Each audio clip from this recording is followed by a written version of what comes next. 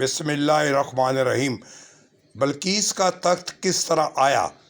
ملکہ سبا، تخت شالیوان، تخت بلقیس۔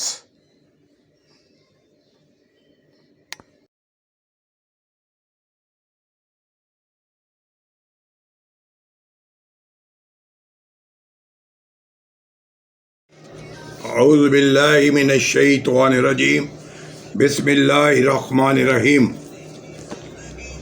قرآنی واقعات و عجائبات کا بہترین گلدستہ، عجائب القرآن، غرائب القرآن۔ مختلف پیغمبروں کے موضوعاتی کارناموں کا ذکر ہے جن کا ذکر قرآن مجید میں بھی موجود ہے۔ آج جو ہمارا موضوع ہے، تخت بلقیس کس طرح آیا؟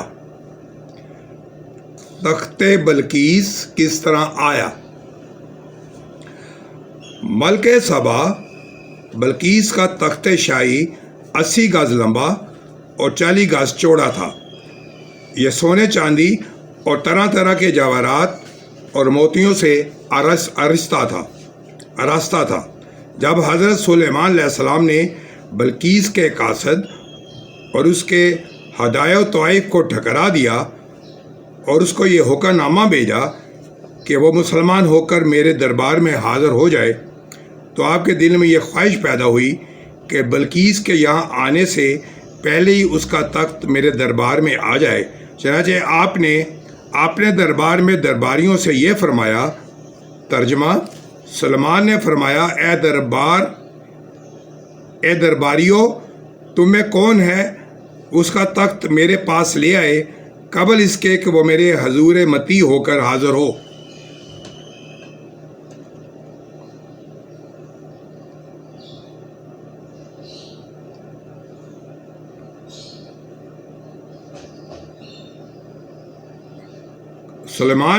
حضرت سلیمان نے فرمایا، اے درباریوں، تم میں کون ہے کہ اس کا تخت میرے پاس لے آئے قبل اس کے وہ میرے حضور مطیع ہو کر حاضر ہو۔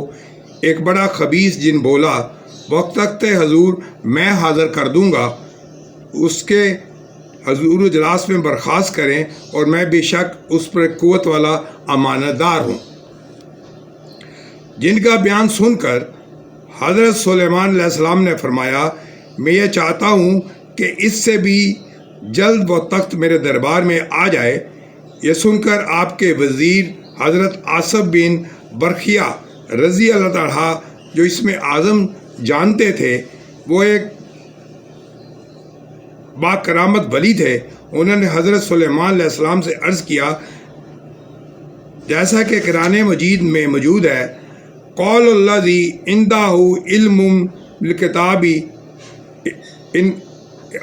ان کتابی اناتی کا بقبل علیہ کا طرف۔ ترجمہ: کنز الایمان۔ اس نے عرض کیا، جس کے پاس کتاب کا علم تھا میں اسے حضور میں حاضر کر دوں گا ایک پل مارنے سے پہلے۔ چنانچہ حضرت آصف بن برخیا نے روحانی قوت سے بلقیس کے تخت کو ملک سبا سے بیت المقدس تک حضرت سلیمان علیہ السلام کے محل میں کھینچ لیا، اور وہ تخت زمین کے نیچے نیچے چل کر لمحہ بار میں ایک دم حضرت سلیمان علیہ السلام کی کرسی کے قریب نمودار ہو گیا۔ تخت کو دیکھ کر حضرت سلیمان علیہ السلام نے کہا۔ ترجمہ: یہ میرے رب کے فضل سے ہے تاکہ مجھے آزمائیے کہ میں شکر کرتا ہوں یا نہ شکری۔ جو شکر کرے وہ اپنے بھلے کو شکر کرتا ہے، جو نہ شکری کرے تو میرے رب بے پرواہ ہے، سب خوبیوں والا۔ درس ہدایت۔ اس قرآنی واقعے سے ثابت ہوتا ہے کہ اللہ تعالیٰ اپنے اولیاء کو بڑی بڑی روحانی طاقت و قوت عطا فرماتا ہے۔ دیکھ لیجئے، حضرت آصف بن برخیا رضی اللہ عنہ نے پلک جھپنے بھر کی مدت میں تخت بلقیس کو ملک سبا سے دربار سلیمان میں حاضر کر دیا، اور وہ خود اپنی جگہ سے ہلے بھی نہیں۔ اس طرح بہت سے اولیاء کرام نے سینکڑوں میل کی دوری سے آدمیوں اور جانور کو لمحہ بھر بلا لیا ہے۔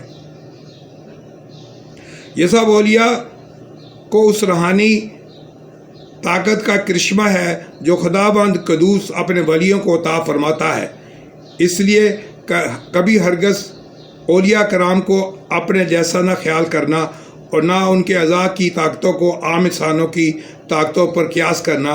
کہاں عوام اور کہاں اولیاء۔ اولیاء کرام کو اپنے جیسا سمجھ لینا یہ گمراہی کا سرچشمہ ہے۔ حضرت مولانا رومی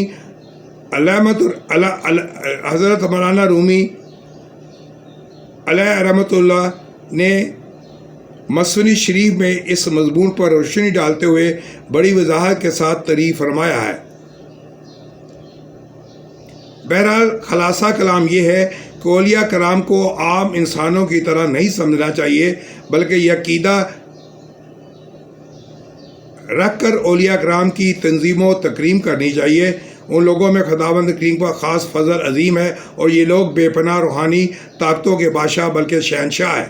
یہ لوگ عز و جل کے حکم سے بڑی بڑی بلائیں اور مصیبتیں ٹال سکتے ہیں، اور ان کی قبروں کا بھی ادب رکھنا لازم ہے۔ اولیاء کی قبروں پر فیض و برکت خداوندی کی بارش ہوتی رہتی ہے، اور جو کی عقیدت محبت ان کی قبروں کی زیارت کرتا ہے وہ ضرور ان بزرگوں کے فیض و برکات سے فیضیاب ہوا کرتا ہے۔ اس زمانے میں فرقہ وہابیہ اولیاء کرام کی بے ادبی کرتا رہتا ہے۔ میں اپنے سنی بھائیوں کو یہ نصیحت و وصیت کرتا ہوں کہ ان گمراہوں سے ہمیشہ دور رہیں اور ان لوگوں کے ظاہری سادہ لباسوں اور وضو نمازوں سے فریب نہ کھائیں کہ ان لوگوں کے دل بہت گندے ہیں اور یہ لوگ نور امان کی تجلیوں سے محروم ہو چکے ہیں، معاذ اللہ عنہم۔ آج تک یہاں اتنا ہی۔ انشاءاللہ تعالی اس نئے موضوع کے ساتھ حضرت سلیمان علیہ السلام کی بے مثل وفات۔ کل ہمارا موضوع ہوگا حضرت سلیمان علیہ السلام کی بے مثل وفات۔ اللہ تعالیٰ آپ کے حامی و ناصر ہو۔ اس کے ساتھ ہی خدا حافظ۔